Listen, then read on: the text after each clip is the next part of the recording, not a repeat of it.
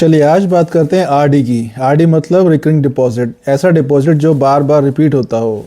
आजकल के लोगों को तो आरडी के बारे में पता ही नहीं है। मैं एक गवर्नमेंट बैंकर हूँ, मैंने देखा है कि आजकल आरडीज बनना बहुत कम हो गई है। महीने में एक आधी कोई आरडी बनवाने आता है। लोगों को अब आरडी की पावर का पता ही नहीं है। जो पहले के लोग थे, जो पहले इन्वेस्टमेंट करते थे, वो आरडी और एफडीज़ के बारे में ज़्यादा अच्छे से जानते थे और आरडी की पावर को भी समझते थे। लेकिन आजकल क्या हो गया है कि लोग म्यूचुअल फंड्स के पीछे ज़्यादा भागने लग गए हैं और जिसकी वजह से आरडीज़ बननी कम हो गई हैं। बैंकों में डिपॉजिट भी अब कम होने लगा है क्योंकि लोग ज़्यादातर अपना पैसा म्यूचुअल फंड में रखने लग गए हैं या शेयर मार्केट में रखने लग गए हैं। बट मैं अब आपको आरडी की ताकत समझाना चाहता हूँ कि आरडी क्यों ज़रूरी है। आरडी कराने का ये फ़ायदा है कि अगर आपको पैसे इकट्ठे करने हैं, कुछ 2 साल या 3 साल या 4-5 साल के लिए अगर अपने पैसे जोड़ने हैं, एक कोई अच्छा अमाउंट इकट्ठा करना है, तो सबसे अच्छा तरीका पैसे जोड़ने का या पैसे इकट्ठे करने का सबसे अच्छा तरीका जो है वो आरडी है।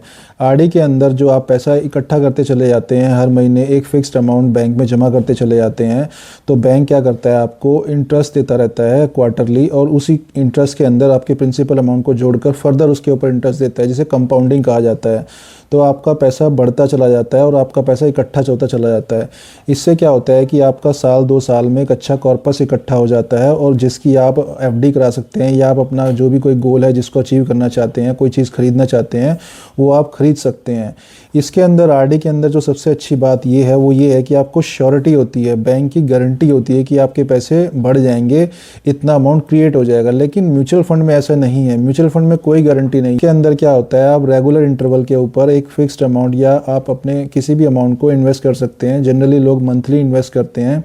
ये कहा जाता है कि जो मार्केट के उतार चढ़ाव है उसको एवरेज करने का एक तरीका है सिप कि कभी मार्केट ऊपर होती है, कभी मार्केट नीचे होती है, तो कभी आपको ऊपर का प्राइस मिल जाता है, कभी आपको नीचे का प्राइस मिल जाता है, तो आपकी जो एवरेज हो जाती है, जो आपकी प्राइसिंग है वो एवरेज होती चली जाती है और आपको थोड़े टाइम बाद अच्छा रिटर्न मिलना शुरू हो जाता है। लेकिन थोड़ा टाइम किसी को नहीं पता कितना होता है, कोई 5 साल कहता है, कोई 8 साल कहता है, लोग तो अब 10 साल कहना शुरू कर दिया है। तो इस चीज़ में कोई श्योरिटी नहीं है कि भाई आपको सिप के अंदर अच्छा रिटर्न मिल ही जाएगा। लेकिन आरडी के अंदर तो आपको पूरी पूरी गारंटी मिल रही है कि इतना पैसा आपको मिलेगा ही मिलेगा। तो अगर मैं ये नहीं कहता कि आप म्यूचुअल फंड में ना जाओ या सिप मत करो, लेकिन जो आपके पास अगर कम पैसा है, ज़रूरत का पैसा है, तो पहले आप आरडी करिए। अगर आपके पास ज़्यादा पैसा है तो कुछ पैसा आरडी में करने के बाद जो पैसा बचता है वो आप सिप करिए। और सिप थोड़े टाइम के लिए मत करिए, सिप कम से कम 5 साल से ऊपर के लिए ही करिए, तभी आपको फ़ायदा देगी, अदरवाइज़ आपको कोई फ़ायदा नहीं मिलने वाला।